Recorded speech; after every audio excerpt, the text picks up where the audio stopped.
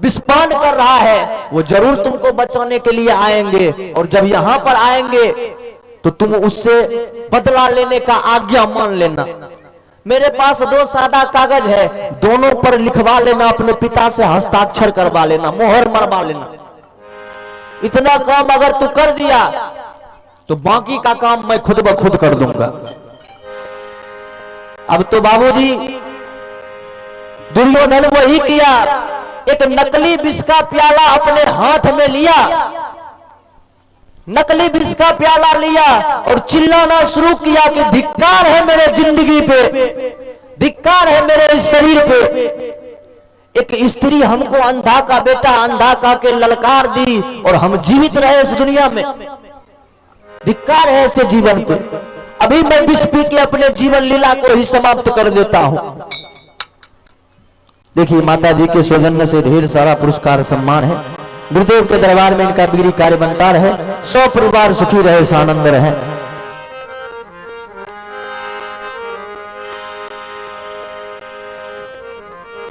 कहा है कवि ने गाया है कि ममता माया लोभ में अब भटक रहा इंसान, अब ममता माया लोभ में भटक रहा इंसान, माया लोभ में भटक रहा इंसान। नजरों से जाने लगा अपनों की पहचान, नजरों से जाने लगा अपनों की पहचान, नजरों से जाने लगा अपनों की पहचान, नजरों से जाने लगा अपनों की पहचान। बस इसी बात का तो रोना है, बस से बात का तो रोना है। आदमी खिलौना है, आदमी खिलौना है। प्रभु चाहे वही तो होना है, प्रभु चाहे तो होना है। आदमी खिलौना है, आदमी खिलौना है।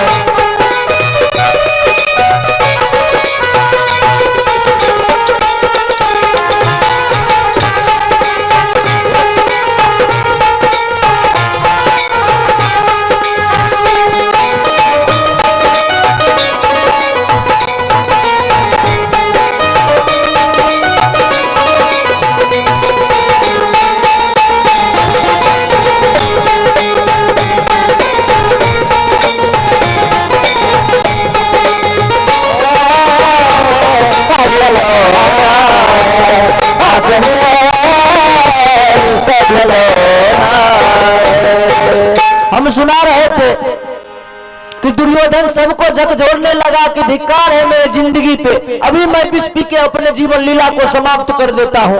2-4 गो मंत्री संतरी सिपाही आके दुर्योधन को रोकने लगा कि नहीं नहीं राजकुमार ऐसा मत कीजिए, विस्फोट नहीं कीजिए। ए मालिक, अगर कोई समस्या है तो हर समस्या का समाधान होता है, कोई अगर कठिनाई आई है तो बोलिए, यूं विस्फान करके अपने जीवन को संकट में नहीं डालिए, अपने जीवन को समाप्त नहीं करिए। लेकिन दुर्योधन सभी को झकझोर रहा है, सभी को झकझोर रहा है, किसी का बात नहीं मान रहा है।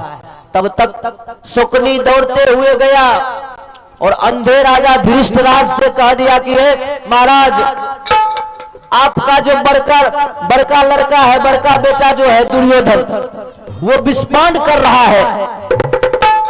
अब जो ही महाराज सुने कि मेरा बेटा विस्फान कर रहा है,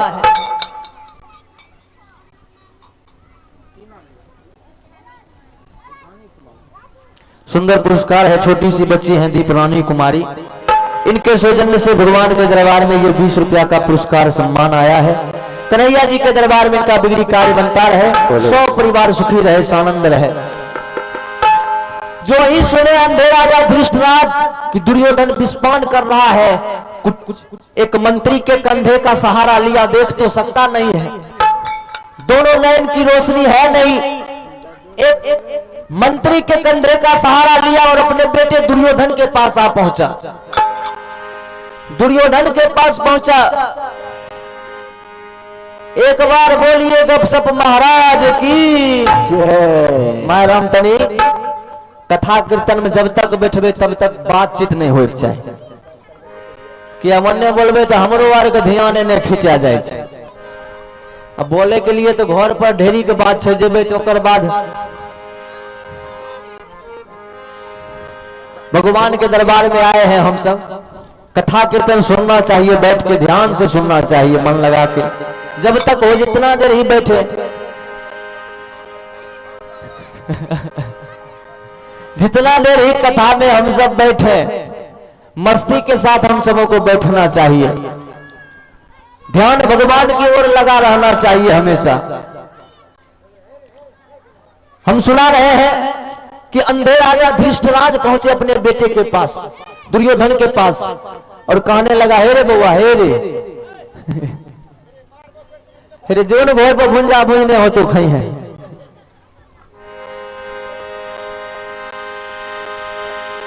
हम सुना रहे थे कि दुर्योधन के पास आके धृष्टराज कहने लगे कि हे बेटा, क्या बात है, क्यों अपना जीवन समाप्त करना चाह रहे हो दुर्योधन? अभी इस राज्य का बागडोर मेरे हाथ में है, अगर कोई कष्ट हुआ है, कोई तकलीफ है तो बता बेटा, अभी तेरा पिता जीवित है। दुर्योधन कहा कि हे पिताजी, क्या बताऊं मैं आपको पिताजी, मेरे इस दुख का कारण आप हैं पिताजी, आप। अंधे राजा धृष्टराज कहने लगे कि मैं तुम्हारे दुख का कारण हूं? कहा हाँ पिताजी, आप ही हमको भेजे थे धर्मराज के यज्ञ में भाग लेने के लिए, आप ही हमको भेजे थे, तो मैं गया, उसके यज्ञ में भाग लिया, बड़े धूमधाम से उसका यज्ञ संपन्न हुआ, और सारे राजा विदा मांग के विदा होने लगे, हम भी विदा मांगने गए, लेकिन क्या बताएं हम पिताजी, किस पर शोक भीम ने भवन दिखा, आओ हंसी मेरा करवाया है। ए पिताजी, भीम के अपमान को भी मैं सह लेता, जानते हैं पिताजी, एक मकान दिखलाने का बहाना करके भीम हमको एक महल में ले जाके इतना बेइज्जती किया कि क्या बताऊं मैं आपको पिताजी, बहुत बेइज्जती किया, लेकिन भीम के अपमान को भी मैं सह लेता, भीम के अपमान को भी मैं सह लेता पिताजी, लेकिन भावज के पट्टे ने मेरी यह ऐसी दशा बनाई है, भावज के पट्टे ने ऐसी दशा बनाई है, भावज के पट्टे ने मेरी ऐसी दशा बनाई है।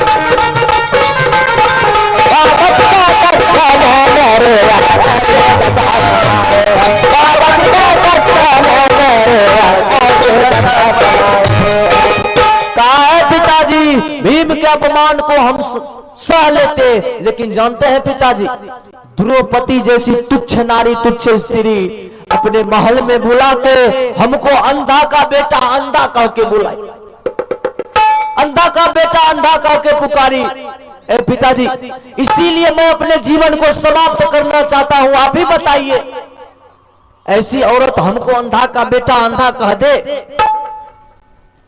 और हम जीवित रहे, ये हमसे होने वाला नहीं है। ए पिताजी, अभी मैं अपना जीवन समाप्त कर रहा हूं, लेकिन पिताजी अगर आप चाहें तो हम कुछ दिन तक और जीवित रह सकते हैं, कुछ दिन और जीवित रह सकते हैं। अगर आप हमको पांचों भाई पांडव और द्रौपदी से बदला लेने का आज्ञा दे देंगे तो हम कुछ दिन और जीवित रह सकते हैं, और अगर बदला लेने का आज्ञा आप नहीं देते हैं तो फिर हमको विषपान कर लेने दीजिए। नहीं रोकिए हमको पिताजी, कर लेने दीजिए विषपान हमें।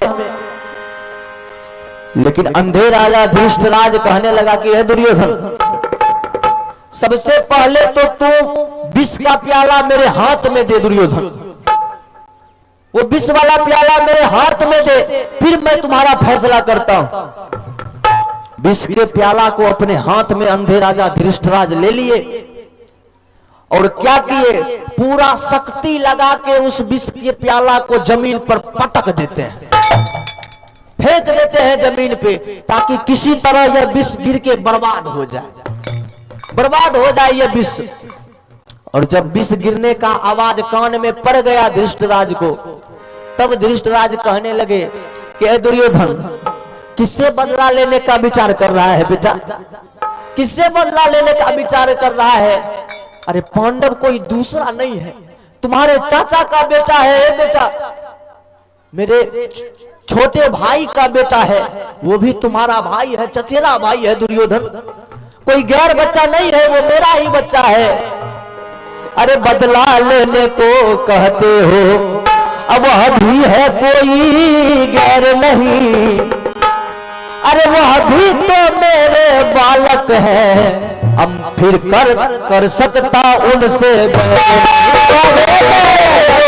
है, उनसे ऐसा बैर नहीं, वो भी मेरे बालक है, उनसे ऐसा बैर नहीं, वो भी तो मेरे बालक है, कर सकता उनसे बैर नहीं, बालक है, कर सकता है बेटा। पांडव कोई गैर नहीं है, वो भी मेरा ही बच्चा है, मेरा ही बेटा है, मेरे भाई का बेटा है, वो भी तुम्हारा भाई है, किससे बदला लेने को मन बनाए हो दुर्योधन? अब जो ही विष को गिरा के कहा कि वह भी है कोई गैर नहीं, दुर्योधन कहा कि हे पिताजी, अरे विष को गिरा के आप जमीन पे बर्बाद कर दिए और फिर आप कह रहे हैं कि वह भी है कोई गैर नहीं, पांडव ही आपका अपना है, पांडव ही आपका प्यारा है। अगर ऐसा है तो सुन लीजिए पिताजी, विष को गिर जाने से दुर्योधन का योजना नहीं विफल हो सकता है, क्योंकि दुर्योधन जब कोई चाल चलता है तो एक योजना नहीं बल्कि कई अनगिनत रास्ता बना लेता है। एक रास्ता पर मैं निर्भर ही नहीं रहता हूं जो मेरा चाल नाकामयाब हो जाए, अनगिनत रास्ता खोल लेता हूं। विष को ना आप बर्बाद कर दिए हैं पिताजी, लेकिन आपके आंख में रोशनी नहीं है, लेकिन छू के अंदाजा लगा लीजिए कि मेरे हाथ में इस समय एक तेज धार का कटार है, तेज धार का कटार है, जरा छू के अंदाजा लगा लीजिए कितना धार है। अगर आप हमको आज्ञा नहीं देते हैं पांडवों से बदला लेने का, तो इसी समय इसी कटार से हम अपने गर्दन काट लेंगे। अरे अगर ऐसा है तो सुनो पिता, अब व्यर्थ जगत में जीना है, जाकर अर्थी तैयार करो, यह खंजर मेरे सीना,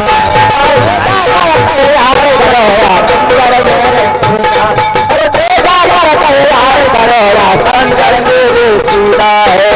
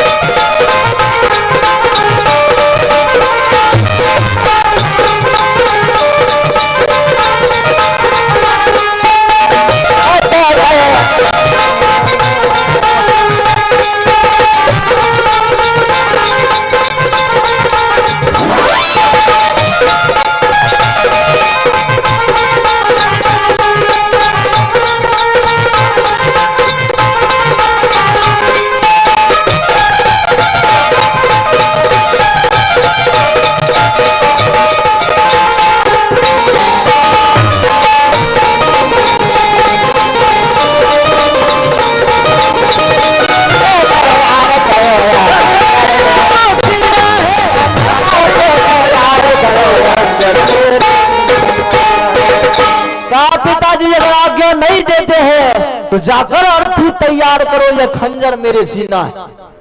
अभी मैं यह खंजर से अपने गला काट के यहीं पे अपना प्राण त्याग दूंगा। अब धृष्टराज कहने लगा कि नहीं नहीं दुर्योधन, ऐसा नहीं करना बेटा, ऐसा नहीं करना, वरना लोग क्या कहेंगे। लोग कहेंगे कि अगर राजा आज्ञा दे दिया होता तो दुर्योधन कुछ दिन तक और जीवित रह सकता था। अगर राजा आज्ञा दे देता, ए बेटा हम अपने सर के ऊपर कलंक लेने के लिए तैयार नहीं है बेटा। लोग यही कहेंगे कि अगर राजा आज्ञा दे दिया होता तो दुर्योधन जीवित रहता। मौत को तो तू खुद निमंत्रण दे रहा है दुर्योधन, मौत को तो तू खुद बुला रहा है। पांडव को 5 भाई समझ के बड़ा कमजोर समझ रहा है, बहुत कमजोर समझ रहा है। अरे भाई वो 5 जरूर है, लेकिन उसके जो साथ रहते हैं, दुनिया को बनाने वाले, सारे ब्रह्मांड को चलाने वाले मुरली मनोहर भगवान श्री कृष्ण सर्वदा 5 भाई के साथ छाया के तरह लगे रहते हैं। बोलिए वृंदावन बिहारी लाल की जय। तो 5 भाई समझ के कमजोर समझ रहा है।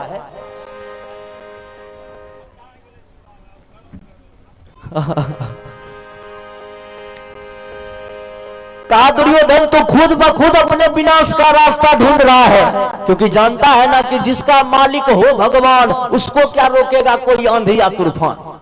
एक बात सुन ले बेटा, अगर क्रोध में आके कोई पत्थर से टकराना चाहा तो अपने आप का विनाश करवा लिया, अपने आप को नष्ट कर लिया, पर्वत का कोई एक कण भी नहीं गिरा पाया।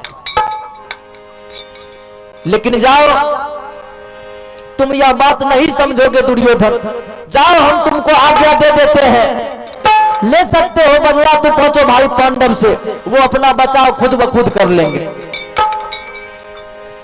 अब दुर्योधन कहने लगा पिताजी हमको हौसला था, हमको विश्वास था कि मैं आपका बड़ा लड़का हूं, आप हमको जरूर आज्ञा दे दीजिएगा। अब आप आज्ञा दे दिए हैं ना, तो मौखिक कौन मानेगा, मौखिक तो कोई मानेगा नहीं। मेरे पास 2 सादा पन्ना है, 2 सादा पन्ना है, उस पन्ने पर आप मोहर लगा दीजिए और फिर आप यहां से चले जाइए। क्या किए, पन्ना को ले लिए और उस पन्ना पर लिखा हुआ था, पहले ही लिखवा लिया शकुनी के द्वारा कि 1 दिन का राज्यपाट हमारे हाथ में, 1 दिन का इस राज्य का कानून हमारे हाथ में, और इस 1 दिन में हम उचित और अनुचित कुछ भी कर सकते हैं। मेरे दरबार में बैठने वाला बैठ के देख सकता है, सुन सकता है, लेकिन कोई अपने मुख से कुछ बोल नहीं सकता है, कोई बीच में हस्तक्षेप नहीं कर सकता है। ये लिखा हुआ था और राजा का मोहर मरवा दिया, अपने पिता से मोहर मरवा दिया। एक और पन्ना था, उस पर भी मोहर मरवा दिया। अब शकुनी इशारा किया कि दुर्योधन अब मुक्त कर दे अपने पिता को, जाने दे अपने पिता को, अब यहां से हमारा काम है, अब मैं स्वयं यहां से काम करूंगा, जाने दे अब अपने पिता को। अंधे राजा धृष्टराज तो वहां से चले गए, अंधे राजा धृष्टराज चले गए। दुर्योधन कहा कि हे मामू, मोहर तो मरवा लिए हैं, लेकिन एक पन्ना में तो हम लिख लिए हैं कि 1 दिन का राज्यपाट हमारे हाथ में है, लेकिन ये दूसरा पन्ना किस लिए, इसमें क्या लिखना है, इसमें क्या लिखूं मामू। शकुनी कहने लगा कि सुनो भांजे, इस पन्ना में लिखो, मैं जो जो कह रहा हूं वो शब्द सुन के एक एक शब्द लिखो, कहीं से कुछ गड़बड़ी नहीं होना चाहिए। इस पे लिखो कि धर्मराज को मालूम मैं अपने यहाँ यज्ञ कर रहा हूं, जिस तरह आप अपने यहाँ यज्ञ किए हम भी अपने यहाँ यज्ञ कर रहे हैं। उस यज्ञ में भाग लेने के लिए आप 5 भाई पांडव और द्रौपदी के साथ जरूर पधारें। और नीचे में राजा का मोहर लगा हुआ ही है, नीचे में धृष्टराज का मोहर लगा हुआ है। ये लिखवा दिया कि धर्मराज को मालूम मेरे यहाँ भी यज्ञ हो रहा है, 5 भाई पांडव और द्रौपदी के साथ इस यज्ञ में भाग जरूर ले। ये चिट्ठी लिख के कहा दुर्योधन दूत को बुलाओ। एक सिपाही को बुलाया, शकुनी कह दिया है सिपाही यह चिट्ठी को ले जाओ और धर्मराज के हाथ में देना, ये चिट्ठी और किसी के हाथ में नहीं जाना चाहिए, केवल धर्मराज के हाथ में ही यह चिट्ठी जाना चाहिए। दूत को बाबूजी चिट्ठी दे दिया, और दूत चल देते हैं भगवान। इधर मामू भांजे दोनों अपने महल चले गए और दूत चल दिया समाचार लेके, कहा तो पांचों भाई पांडव के पास। उस समय पांचों भाई पांडव भगवान कन्हैया को याद कर रहे थे और मस्ती के साथ भगवान का भजन कर रहे थे, गा रहे थे भगवान के दरबार में कि जे राम ना बिगड़ है वो कर लोग का बिगाड़ी, जब राम ना बिगड़ है वो कर लोग का बिगाड़े, जब राम ना बिगड़ है वो कर लोग का बिगाड़े, जब राम ना बिगड़ है वो कर लोग का बिगाड़े। ओ रही जो कृपा भगवान के राहे जगत भगवान के, रही जो कृपा भगवान के राहे जगत भगवान के, निर्बल न कभुहार जग राम न बिगड़ है वो कलोग का बिगाड़ी, जग राम न बिगड़ है वो कलोग का बिगाड़ी।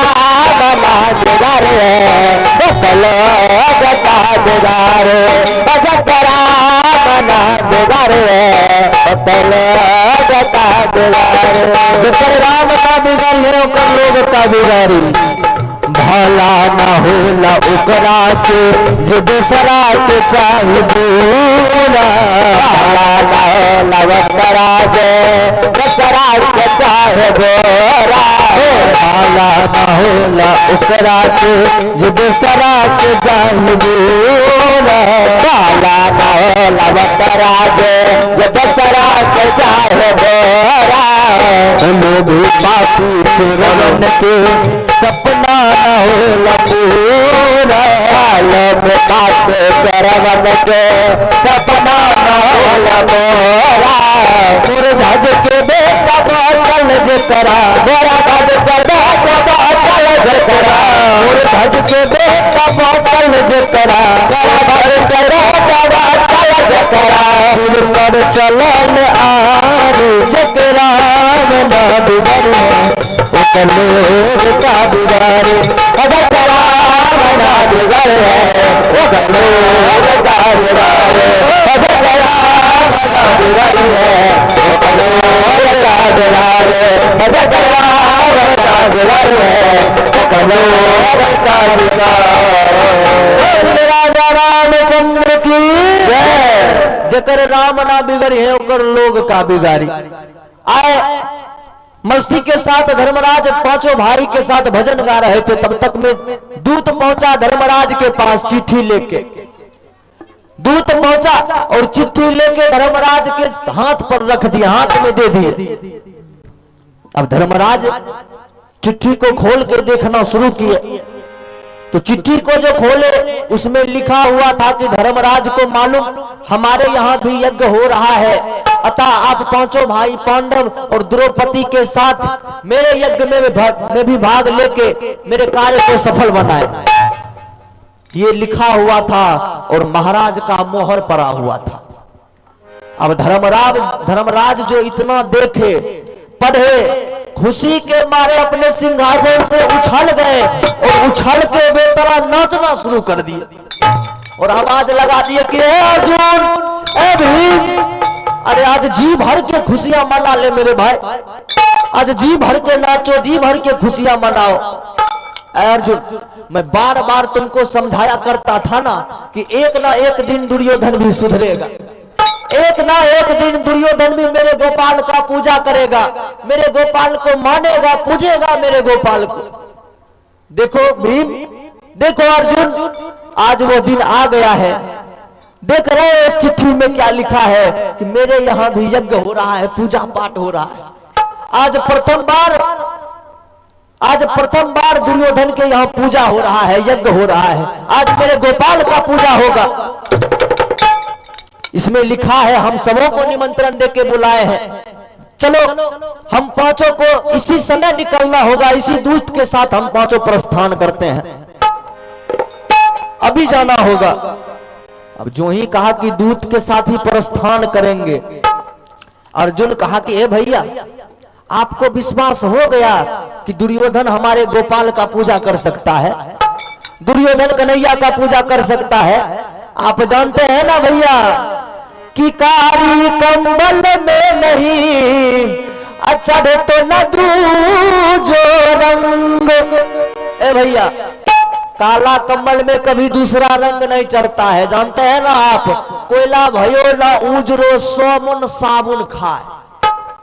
कोयला को कितना भी रगड़िए, धोइए साबुन से, सरफ से, वो काला का काला ही रहेगा, उजला नहीं हो सकता है। ए भैया, ये हम नहीं मान सकते हैं कि वो दुर्योधन मेरे गोपाल का पूजा कर सकता है, ये हम नहीं मान सकते हैं। ए भैया, क्योंकि कुछ देर के लिए कुछ लोग हमसे ये कह दे कि हमको बालू पेरने से तेल प्राप्त हो गया हो, तो ये हम मान सकते हैं कुछ देर के लिए। कोई अगर कह दे कि बालू मथने से हमको तेल प्राप्त हो गया हो, मान लेंगे। कोई हमको कह दे कि हमको पानी मथने से घी प्राप्त हुआ है, तो ये भी हम मान लेंगे। लेकिन ऐसा हम कभी नहीं मान सकते हैं कि दुर्योधन मेरे गोपाल का भी पूजा कर सकता है। मैं जानता हूं उसको, ये भी जरूर उसका कोई चाल होगा। अपने चाल में फंसाने के लिए हम सबों को निमंत्रण भेजा है भैया। धर्मराज तो धर्म के अवतार हैं, धर्म के अवतार हैं धर्मराज। धर्मराज कहने लगे तो अर्जुन, तुम सबको डर हो रहा है। अरे देख नहीं रहे हो, इस पत्र पे चाचा का मोहर लगा है, अपने चाचा का मोहर लगा है। क्या चाचा पर भी तुमको विश्वास नहीं है? अगर दुर्योधन का मोहर लगा रहता या दुर्योधन का नाम लिखा रहता तो कुछ देर के लिए हम भी सोचते, लेकिन देख रहे हो इस पे चाचा का मोहर लगा हुआ है। अपने चाचा के आदेश को हम कैसे काट सकते हैं? ए अर्जुन, अगर तुम सबों को नहीं जाना हो तो मत जाओ अर्जुन, लेकिन मैं जरूर जाऊंगा उस यज्ञ में हिस्सा लेने के। तुम सबों को अगर डर लग रहा है तो यहीं पे रुक जाओ। अर्जुन कहा नहीं नहीं भैया, चलेंगे तो हम सबके सब, लेकिन मैं अपने अंदर का विचार आपके सामने व्यक्त कर रहा था, अपना मत आपको सुना रहा था, अपना विचार बतला रहा था। चलेंगे तो हम सबके सब, पांचों भाई चलेंगे। अभी भैया मैं जा रहा हूं, रथ लेके आ रहा हूं, अब कुछ देर प्रतीक्षा कीजिए, अभी मैं रथ लेके आता। अब अर्जुन चल गए, चल देते हैं रथ लाने के लिए। और जब रथ लाने के लिए जब अर्जुन जी पहुंचे, जब घोड़ा के पास गए, घोड़ा को रथ में जोतने के लिए, घोड़ा को जब रथ में जोतने के लिए गए तो घोड़ा का एक नाम अश्व भी है। घोड़ा आने वाले खतरा को पहले महसूस कर लेता है, घोड़ा आने वाले भविष्य के खतरा को पहले महसूस कर लेता है। अब घोड़ा को जो अर्जुन रथ में जोतने के लिए चाह रहा था, घोड़ा पूरे शक्ति से अपना पांव पीछे की ओर खींच रहा था, आगे नहीं बढ़ रहा था, पीछे की ओर खींच रहा था घोड़ा। अर्जुन समझ गए कि जो घोड़ा हमसे 10 कदम हमेशा आगे चला करता था, आज वो अपना पांव पीछे खींच रहा है। जब नजर उठा के अर्जुन जी देखे,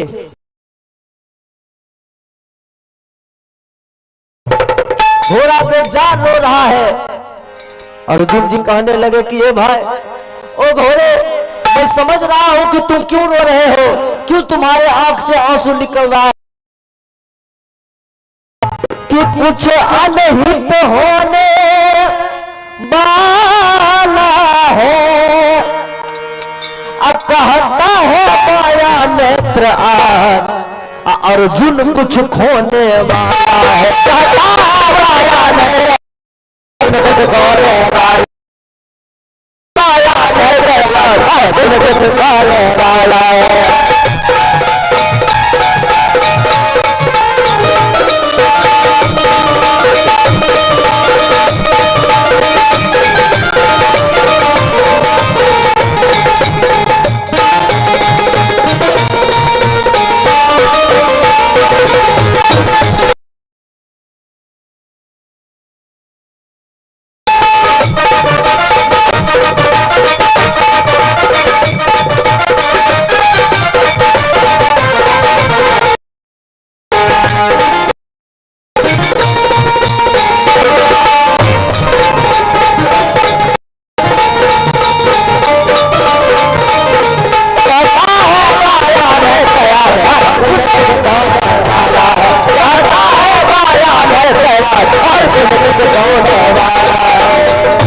कहता है माया नेत्र आज अर्जुन कुछ खोने वाला है। हमरो वर्ग पानी पिला दो। अर्जुन कहा कि घोर समझ रहा हूं तुम्हारे सो गिर रहा है, कुछ जरूर घटने, कुछ अहित जरूर होने वाला है, लेकिन क्या करोगे घोरे? भैया का आज्ञा है, भैया का आदेश है। अगर हम सब नहीं चलेंगे भैया के साथ तो भैया अकेले निकल जाएंगे, चलना पड़ेगा घोड़े। बहुत समझाया घोड़ा को, तब जाके घोड़ा माना। रथ में जोत दिया, पांचों भाई पांडव और द्रौपदी को भी रथ पर बैठा लिए, और तब पांचों भाई पांडव वहां से चल देते हैं। अर्जुन बाबूजी रास्ते में रथ भी हाँक रहा है और हाथ उठा के कन्हैया से अर्जी भी लगा रहा है कि हे मालिक, मैं अपने भाई के वचन के लिए चल तो दिया हूं, भाई की आज्ञा के लिए चल दिया हूं, लेकिन प्रभु मेरे जीवन का सारा बागडोर आपके हाथ में सौंप रहा हूं मालिक, सारा बागडोर आपके हाथ में है मालिक, हम पांचों का ख्याल रखना मालिक। आवाज लगा के अर्जुन पुकार रहा है। लगा बैठे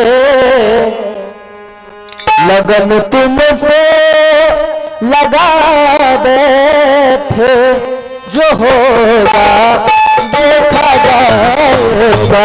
लगन तुमसे लगा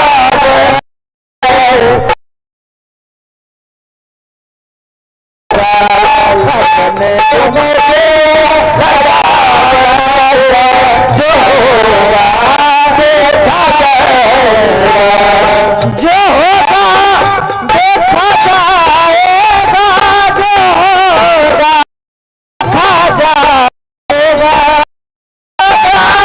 देखा जाएगा,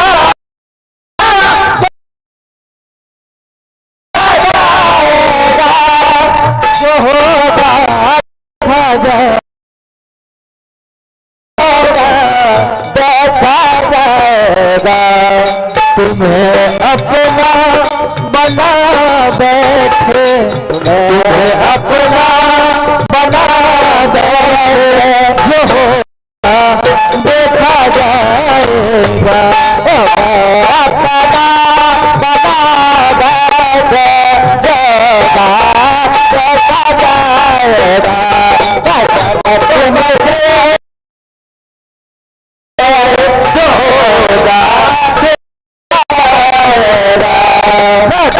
तुमसे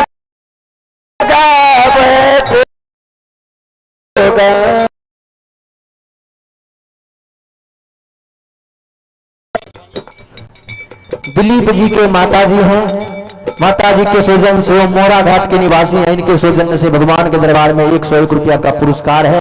फूलो बाबू के समझिन छिए न हो हमें बंद करने रहिए, तू बोलिए बल कि आजकल रिश्ता में नहीं आवे छे की सारा पुरस्कार आया है। प्रभु इनके सारे परिवार को सुखी रखे, स्वस्थ रखे, मंगल में जीवन यापन हो, शुभकामना करते हुए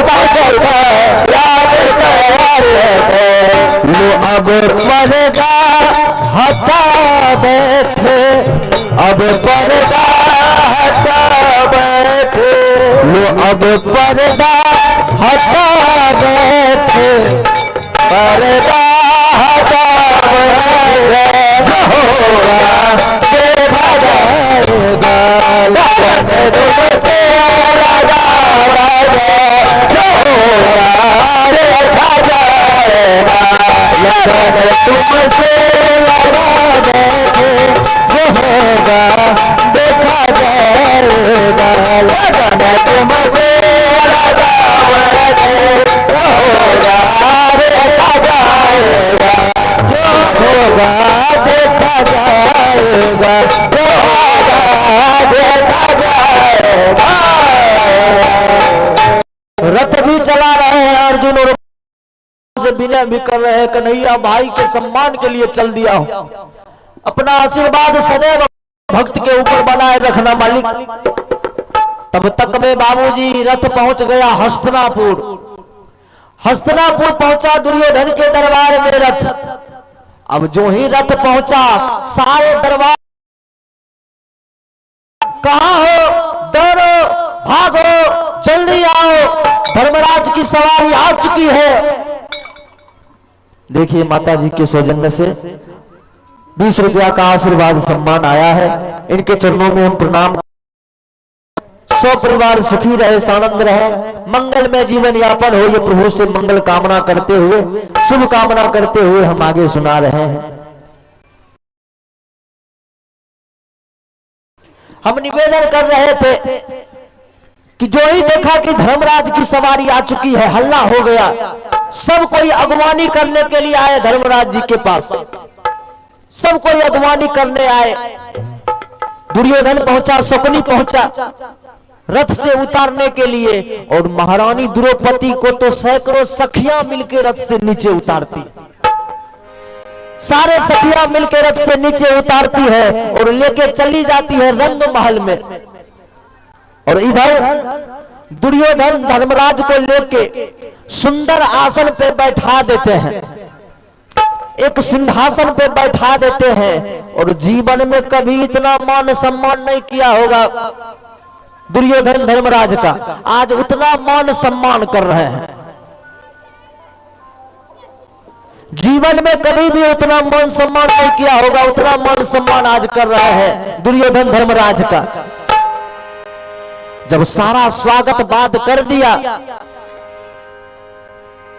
जब सारा स्वागत बाद कर दिया धर्मराज का दुर्योधन, तो शकुनी कहा कि है दुर्योधन, शकुनी कहा दुर्योधन, अरे धर्मराज को बैठा के पागल क्यों बना रहे हो, बैठा के यहाँ पे पागल क्यों बना रहे हो, क्या तुमको पता नहीं है कि धर्मराज पासा खेलने के बड़े शौकीन है, पासा खेलने के शौकीन है, तो क्यों नहीं धर्मराज के साथ 2-4 हाथ पासा खेल लेते हो, क्यों नहीं 2-4 हाथ पासा खेल लेते हो। देखिए मैडम, इतना सारा जो भूमिका बांधा गया था, षड्यंत्र रचा गया था, इसी केवल यही पासा के लिए, पासा खेलने के लिए ही यह सब शतरंज रचा गया था। शकुनी कहा कि भांजे दुर्योधन, धर्मराज पासा खेलने के शौकीन है, तो 2-4 हाथ दोनों भाई खेल लो पासा। शकुनी को मां काली का वरदान था कि मां काली का नाम लेके अगर शकुनी पासा चलाने के लिए बैठ जाता था, मां काली का नाम लेके अगर शकुनी पासा चलाने लगे, तो मुकाबला करने के लिए अगर देवराज इंद्र भी इंद्रासन से चले आए, तो इंद्र से इंद्रासन भी जीत सकता था, ऐसा वरदान प्राप्त था शकुनी को। कह दिया कि धर्मराज से कहो 2-4 हाथ पासा खेल ले। दुर्योधन कहा कि भैया इच्छा है कि आपके साथ 2-4 हाथ पासा खेल लो। धर्मराज कहने लगा क्यों नहीं भाई, खेल लेते हैं दोनों भाई, पासा खेलने में क्या हर्जा है, अरे दोनों भाई है, अगर तू जीतेगा तो भी मेरे घर में जाएगा और मैं जीतूंगा तो भी मेरे ही घर में आएगा, कोई बात नहीं है, अगर तुम्हारा इच्छा है कि तुम मेरे साथ पासा खेलोगे तो खेलो। लेकिन बाबूजी अर्जुन हाथ जोड़ दिया, अर्जुन हाथ जोड़ के खड़े हो गए और कहने लगे भैया भैया अब हमको समझ आ गया कि ये हम सबों को निमंत्रण दे के यहाँ क्यों बुलाए। यही पासा वो चाल है जिसमें फांसने के लिए हम सबों को निमंत्रण दे के यहाँ बुलाए। ए भैया, दुर्योधन का लाख बात मान लीजिए, लेकिन पासा खेलने के लिए नहीं बैठिए भैया, जुआ खेलने के लिए नहीं बैठिए भैया। इसका हर बात मान लीजिए, केवल इस बात को नकार दीजिए। धर्मराज कहने लगा, है अर्जुन, अरे पासा तो राजा महाराजाओं का श्रृंगार होता है अर्जुन। राजा महाराजा पासा खेलते हैं, श्रृंगार होता है, और अगर दो चार हाथ में खेल लूंगा दुर्योधन के साथ तो कौन सा घाटा लग जाएगा, क्या हानि हो जाएगा। तुम तो बच्चे की तरह रो रहे हो, बच्चे की तरह रो रहे हो, चिंता मत करो अर्जुन। अर्जुन को शांत कर दिया बाबूजी, बड़े भाई थे, बात तो मानना ही था अर्जुन को। अर्जुन चुपचाप जाके बैठ गए। धर्मराज कहने लगे, दुर्योधन हम पासा तुमसे बाद में खेलेंगे, पहले एक बात हमको बतलाओ कि पत्र में लिखा हुआ था कि धर्मराज को मालूम हमारे यहाँ भी यज्ञ हो रहा है, अतः आप पांचों भाई पांडव और द्रौपदी के साथ यहाँ पे पधारे। तो उसमें यज्ञ का बात लिखा हुआ था, और तुम्हारे यहाँ हम यज्ञ का कोई विधि विधान नहीं देख रहे हैं, यहाँ यज्ञ का कोई विधि विधान नहीं है, फिर तुम हम सबों को यहाँ क्यों बुलाए हो, किस लिए यहाँ बुलाए हो। यहाँ तो कोई यज्ञ नहीं हो रहा है, कोई महात्मा नहीं आए हैं। अब अचानक जो प्रश्न कर दिए धर्मराज दुर्योधन से, अब दुर्योधन हक्का बक्का रह गया कि अब क्या जवाब दे हम इनको। लेकिन शकुनी इसीलिए न पीछे लगा रहता था, शकुनी तुरंत टपक गया बीच में। शकुनी कहा, है धर्मराज, आखिर हम सब नास्तिक हैं, आखिर हम सब नास्तिक ठहरे। अरे बउआ रे रे, शांत रहो न।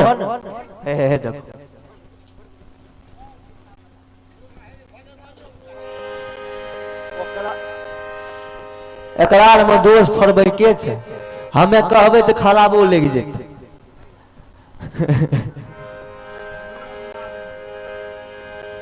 सब अपना कपार पर के भार उतार के गवैया कपार पर देने छे। हुआ माथा खराब करे हेते तो कहते जो न हुआ गमैया वाला गावे छे ओकर माथा चाटिए, हमरा जो घर में दिमाग खराब कइने छे। यानी अपना कपार पर के भार उतार के हमरा कपार पर धै दे। महंत जी जी, जेहने नाव नदी तेहने हुड़का, आ जेहने माय बाप तेहने तकर चिलका। बात सही है, बच्चे का संस्कार माता पिता से ही होता है। आपने बोलिए बचपन में जैसा, अरे वो बात नहीं, वो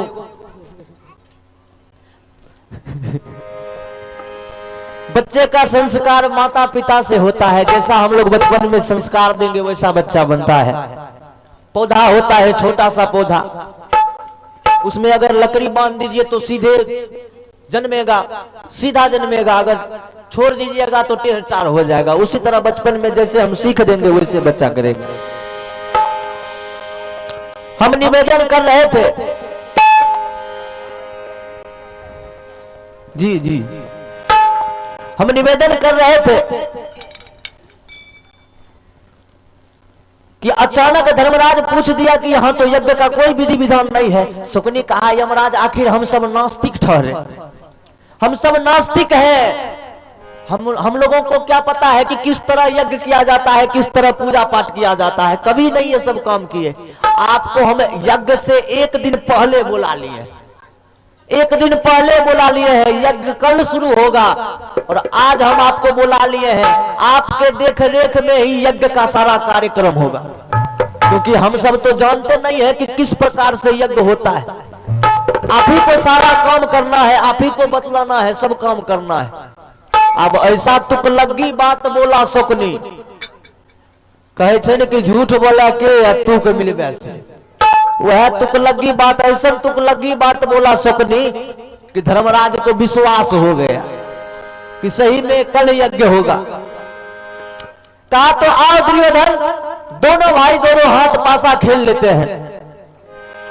बैठ गया बाबूजी, पासा पर दोनों तरफ से बैठ गया। एक तरफ से दुर्योधन है और दूसरे तरफ से धर्मराज है। दुर्योधन कहा है भैया पासा तो जरूर मैं खेलूंगा, लेकिन हम पासा नहीं चलाएंगे भैया, मेरे तरफ से पासा मेरा मामू शकुनी चलाएगा, मेरा मामा शकुनी मेरे तरफ से पासा चलाएगा भैया। धर्मराज कहा कि अरे ये कैसे हो सकता है, शकुनी तुम्हारे मामू जरूर है, शकुनी तुम्हारा मामा जरूर है, लेकिन तेरे दरबार में शकुनी नौकरी करता है, शकुनी का स्थान नौकरों का है। अब भला नौकर कहीं मालिक के साथ पासा खेलता है, अगर तुमको खेलना है तो खेलो, शकुनी के साथ मैं कैसे पासा खेल सकता हूं। दुर्योधन कहा नहीं भैया, पासा चलाएंगे तो मेरे मामू ही, लेकिन दाव हम रख देंगे, दाव हम रखेंगे और पासा हमारे मामू चलाएंगे।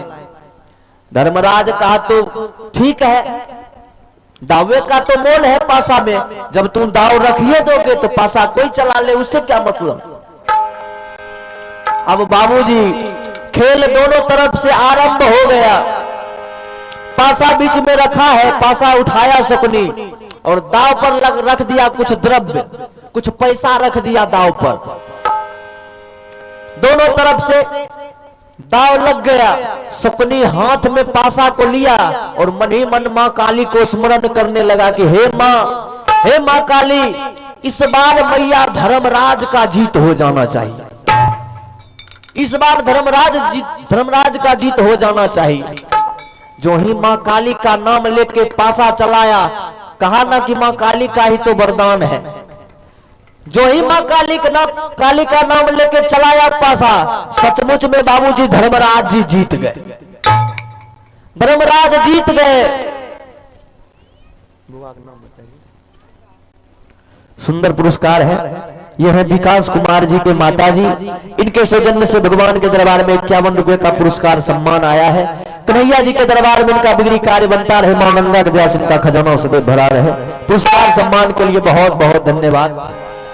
हम सुना रहे थे कि धर्मराज का विजय हो गया, पासा चलाया मां काली का नाम लेके, धर्मराज जीत गए। धर्मराज ठाका मार के हंसने लगा कि हे दुर्योधन, अरे देख रहे हो दुर्योधन, पहला दाव ही हमारा हो चुका है, पहला दाव हमारा हो चुका है, अब अभी से हर दाव हम ही जीतेंगे। और कहा ना कि ये शकुनी तुम्हारे दरबार का नौकर है, देख रहे हो पैसा रख रहा है दाव पर। अरे राजा महाराजा के दाव पर कहीं द्रव्य रखा जाता है, पैसा रखा जाता है। शकुनी पासा तुम चला और इस बार दाव मैं रखता हूं, देखो मैं क्या रखता हूं। तो जुए का कहावत है बाबूजी की पहला जीत और मंगावे भीख, पहला जीत मंगा दे भीख, ये जुए का कहावत है। जुएरी को देखते होंगे हम आप लोग, पहले वो आपको जिता देंगे। सुंदर पुरस्कार है, छोटी सी बच्ची है पार्वती कुमारी, इनके सौजन्य से ही भगवान के दरबार में 21 रुपया का पुरस्कार दिए हैं। कन्हैया जी के दरबार में इनका बिगड़ी कार्य बनता रहे, 100 परिवार सुखी रहे, सानंद रहे, मंगल में जीवन यापन हो। हम लोग देखते हैं जुआरी को पहला दाव वो आपको जिता देगा और उसी के सहारे वो बोटी बोटी नोच लेना जानते हैं। धर्मराज कहा शकुनी पासा तू चला, इस बार दाव हम रखते हैं। धर्मराज कहा कि मैं दाव पर अपना खजाना रखता हूं, अपने राज्य का सारा खजाना दाव पर रखता हूं, बता दुर्योधन तुम क्या रखोगे। दुर्योधन कहा कि भैया मेरे तरफ से भी खजाना रहेगा, मैं भी दाव पर खजाना रखता हूं।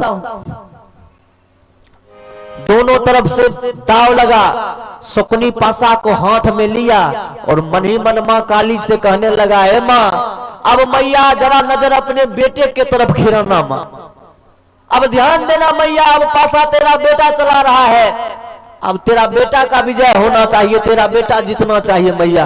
धर्मराज इतना ना जल्दी रास्ता पकड़ लिया है, अगर इनका ये रफ्तार जारी रहा तो बहुत जल्दी मैं सफलता पा लूंगा। ध्यान देना मैया, पासा तेरा बेटा चला रहा है। पासा चलाया कि अब तो लगाया दाव शकुनी ने, तो धर्मराज गए हार। लगाया दाव मां काली का नाम लेके, धर्मराज हार गए बाबू, सारा खजाना हार गए धर्मराज। धर्मराज मन ही मन सोच ले, जब खजाना चला गया तो राज्य रख के क्या करूंगा, बगैर खजाना के राज्य रख के क्या करूंगा, प्रजाओं का कमी कहां से पूरा कर पाऊंगा। धर्मराज कहा कि दुर्योधन इस बार मैं सारे राज्य को दांव पर रखता हूं, तुम क्या रखोगे। दुर्योधन कहा कि भैया मैं भी अपने राज्य को दांव पर रखता हूं। फिर शकुनी पासा चलाया, फिर शकुनी पासा चलाया कि अब तो लगाया शकुनी ने, फिर धर्मराज गए हार। फिर धर्मराज हार गए, राज्य भी हार गए। धर्मराज कहा कि अब तो धन के नाम पर फूटी कौड़ी नहीं है, अब तो दांव पर लगाने के लिए कुछ नहीं है दुर्योधन, लेकिन मैं पांचों भाई पांच रत्न के समान हूं, पांचों भाई पांच रत्न के समान हूं। अगर मैं पांचों भाई दांव पे आ जाऊंगा तो तुम क्या इसके बदले कुछ रख सकते हो दांव पे।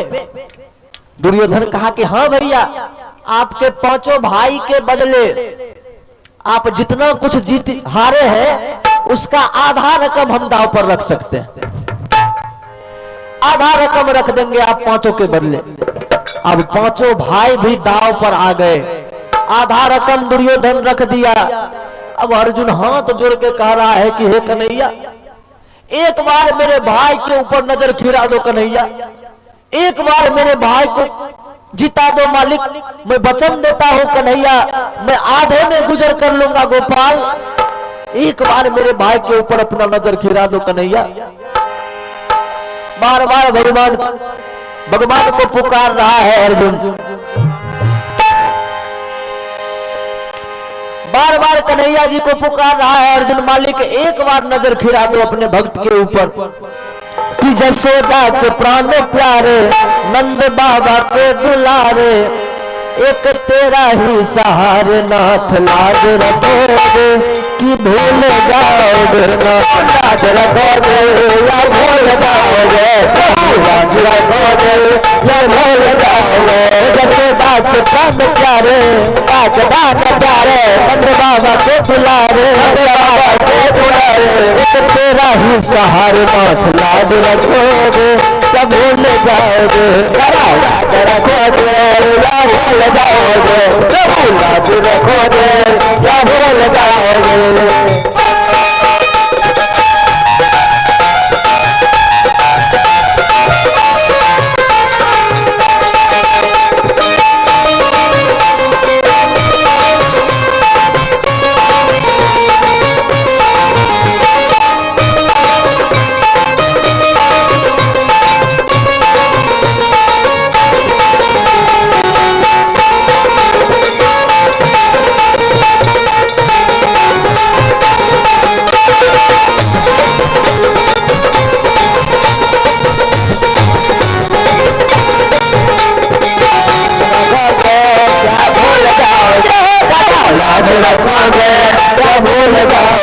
प्रभु लाज रखोगे, या भूल जाओगे।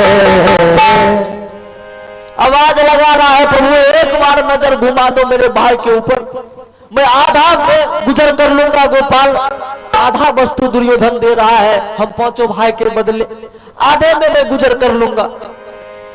लेकिन बाबूजी की किस्मत के मारे वहां कि धर्मराज गए। काना मां काली का वरदान है, पासा चलाया, राज्य हार गया, खजाना हार गया, पांचों भाई को भी हार गया, पांचों भाई हार गया। अब जो जीत लिया पांचों को, धर्मराज हाथ जोड़ लिया कि अब हम पांचों को तुम जीत चुके हो दुर्योधन, अब मैं पांचों भाई तुम्हारा गुलाम बन चुका हूं, तुम्हारा नौकर बन चुका हूं।